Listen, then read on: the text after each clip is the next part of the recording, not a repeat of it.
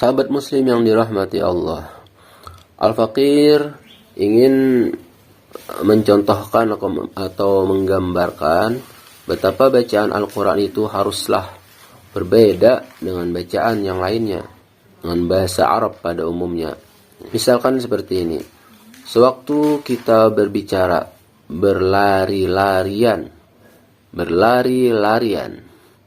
kita tidak dituntut harus benar-benar fasih dalam pengucapannya, asalkan terdengar udah jelas dan bisa dimengerti, itu sudah cukup. Bahkan andai kata tertukar kata la dan ra tadi, lari, larian, jadi tertukar itu misalnya rali, larian, orang masih menganggap itu hal yang biasa dan bisa dimaklumi. Namun berbeda dengan bacaan pada Al-Quranul Karim. Atau contohnya lagi, pada kata yang berbahasa Arab, ya. Ada seorang ayah yang bernasihat kepada anaknya, "Wahai anakku, qul Rabbighfirli wa liwalidayya." Qul Rabbighfirli wa liwalidayya. Seorang ayah bernasihat kepada anaknya, dia ingin nantinya si anak ini terus mendoakan ampunan untuk kedua orang tuanya. Katakanlah olehmu, ampunilah, wahai Tuhanku, ampunilah aku dan kedua orang tuaku. Itu satu contoh kalimat susunan kata ya yang berbahasa Arab. Huruf-hurufnya sama dengan huruf-huruf yang ada dalam Al-Quran. Si bapak boleh saja pada waktu itu mengucapkannya seperti ini, Qul Rabbighfirli, sampai seterusnya, dengan membunyikan huruf lam sukun sejelas-jelasnya. Baru kemudian ke huruf ra, Qul ra, dan itu tidak masalah. Atau juga Qul Rabbighfirli, misalkan dia sambil mikir atau sambil ngapain begitu, ya bunayya Qul Rabbighfir, misalkan begitu, dengan ada jeda antara huruf lam dan ra itu, antara kata Qul dan Rabbi itu ada jeda antara pertemuan huruf lam sukun dan ra. Atau seperti ini, dia panjangkan, ya bunayya Qul Rabbighfirli, sampai seterusnya, dengan memanjangkan bacaan antara huruf qaf dan lam itu, seolah-olah di situ ada huruf wawnya, seolah-olah ada huruf matnya. Qul, kan kita biasanya kalau lagi pengen menghimbau, ayo misalkan, nah jadi panjang, itu tidak masalah. Padahal tulisannya ayo, cuman satu huruf o. Atau dia baca Qul dengan menekan banyak tekanan pada huruf lam, yang dalam ilmu tajwid itu namanya sifat rikhwah atau rakhawah pada huruf tersebut yang kita jalankan itu. Cuman nggak sampai panjang banget juga, ada batasannya. Mau ngapain aja, seperti apapun pengucapannya, semuanya tidak masalah, selagi si anak masih bisa memahaminya. Karena apa? Kenapa tidak masalah?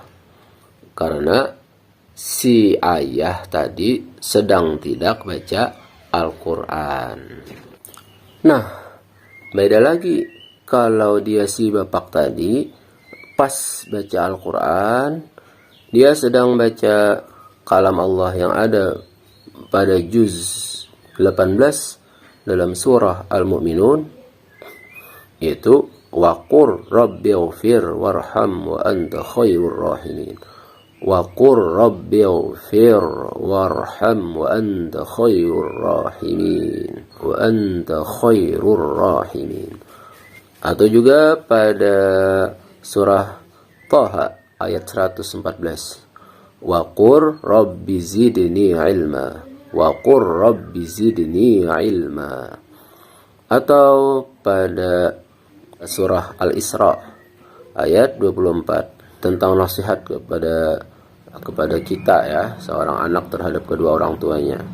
Wakhfid lahuma janahadz dzulli minar rahmah wa qur rabbirhamhuma kama rabbayani shaghira. Surah Al-Isra ayat 24. Nah, banyak dalam Al-Quran itu pertemuan antara huruf lam sukun dengan huruf ra. Kalau si bapak tadi dia sedang membaca ayat-ayat yang ada pada surah-surah dalam Al-Quran pada kasus pertemuan huruf lam sukun dengan ra, dia harus bacanya begini. Wa qur rabbighfir, wa qur rabbighfir bar rafa'ahu Allah. Insyaallah begitu. Yakni lam sukunnya tidak boleh terbaca atau terdengar jelas karena itu adalah bacaan izhar kalau dibacanya jelas ya. Namun harus dilebur atau dihilangkan, diidghamkan bunyinya ke huruf ra. Karena pada pertemuan lam sukun dengan ra itu adalah hukum idgham mutaqaribain. Huruf lam dan huruf ra berdekatan makhrajnya. Makhrajnya sama namun sifat mereka ada yang berbeda begitu. Sifatnya pun sebagian sama namun ada yang berbeda. Si ayah tidak boleh ada jeda antara qul dan ra karena di sana tidak ada hukum saktah. Tidak boleh ada tekanan pada huruf lam qul, tidak boleh karena jangankan itu bunyinya aja sudah tidak ada lagi bunyi bacaan huruf lam karena dia sudah diidghamkan, dilebur ke huruf ra itu tadi. Jadilah bacaannya definisi dari idgham itu memasukkan huruf pertama kepada huruf kedua sehingga seolah-olah jadilah keduanya itu satu huruf yang bertasydid pada terdengarnya, pada kedengarannya, tapi tulisannya tetap makanya seolah-olah gitu, seolah-olah yaitu satu huruf yang bertasydid kalau terdengar.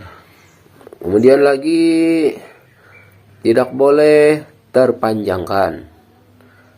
Tidak boleh terpanjangkan sedikit pun karena di sana tidak ada huruf mad atau huruf yang memanjangkan bacaan. Lalu pada kasus pertemuan huruf lam dan ra ada hal-hal yang harus kita perhatikan. Berhati-hati sewaktu huruf lam dan ra bertemu atau berdampingan, baik salah satunya sukun atau keduanya berharakat. Banyak hukum bacaan yang harus diperhatikan di sana. Yang ketika pembaca Al-Quran tidak memperdulikannya atau tidak mau mempelajarinya atau juga belum, niscaya akan jatuh pada kesalahan dalam bacaan yang disebut dengan lahan. Sedangkan para ulama telah bersepakat bahwa membaca Al-Quran dengan bertajwid itu hukumnya wajib perorangan, fardhu ain, wajib bagi setiap orang yang ingin baca Al-Quran gitu. Terkhusus pada huruf lam dan ra ini, keduanya mempunyai sifat al-inhiraf, yaitu apa itu inhiraf? Suka bertukar tempat pada lidah kita, berubah menjadi lam atau berubah menjadi ra. Sewaktu kita ingin mengucapkan huruf lam berubah menjadi huruf ra, atau sewaktu kita ingin mengucapkan huruf ra, terucapkan huruf lam, karena mereka berdua itu mempunyai sifat al-inhiraf, suka berpaling, suka bertukar-tukar tempat di lidah kita. Kalau kita tidak fokus, kalau kita tidak jeli dalam membacanya. Dan khusus pada huruf ra itu ada sifat takrir, ya. Maka berhati-hatilah dengan getaran yang ada pada huruf ra itu. Jangan terdengar banyak ra berhamburan sewaktu dia berharakat sukun, atau apalagi pas dia dalam keadaan bertasydid. Seperti contoh bacaan itu tadi. Jangan sampai kita mengidghamkan huruf lam ke ra itu, jadilah dia satu huruf yang bertasydid, huruf ra yang bertasydid, ya terbaca wa qur rabbil, maka itu banyak huruf ra di sana. Dan itu adalah kesalahan, terhitung kesalahan fatal atau lahan jali. Pada kasus pertemuan lam dan ra, di sini para ulama tajwid berpendapat bahwa itu adalah idgham kamil. Ya, pada contoh bacaan tersebut tadi, yang berarti suara lam sukunnya memang sudah tidak boleh terdengar sedikit pun, karena dia sudah diidghamkan penuh, dimasukkan penuh, dilebur penuh ke huruf ra, sehingga yang terbaca dan terdengar hanyalah ra tasydid. Sahabat muslim yang dirahmati Allah, bahkan termasuk kesalahan dalam bacaan Al-Quran yang itu disebut dengan lahan, diantaranya adalah kita harus berhati-hati dengan efek harakat yang kita baca itu, atau juga efek dari qalqalah, ya, kita memantulkan suara itu, atau juga efek dari setiap huruf, setiap kata yang kita lafazkan dalam bacaan ayat-ayat Al-Quran itu. Jangan sampai ada terdengar suara-suara baru atau apapun selain dari yang sudah tertulis itu, dari yang sudah kita baca, ya. Yang itu disebut dengan tawallud. Tawallud adalah kesalahan, termasuk kesalahan pada bacaan, min daqiqit tajwid. Itulah mengapa Syekhul Islam Zakaria Al-Ansari rahimahullah, beliau mengingatkan pembaca Al-Quran sewaktu membaca kata kuntum atau mengikhfakan nun sukun ke huruf ta, ya. Di situ jangan sampai ada terjadi tawallud, melahirkan huruf baru.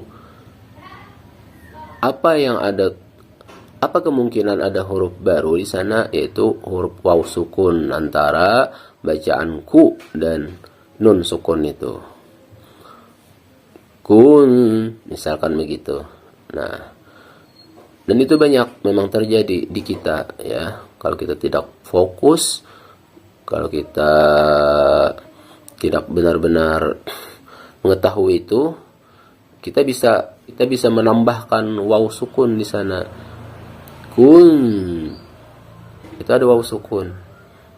Yang bersih dari waw sukun, insyaallah begini, kuntum. Maka subhanallah, fatabarakallahu ahsanul khaliqin. Al-Quran memang beda dan istimewa.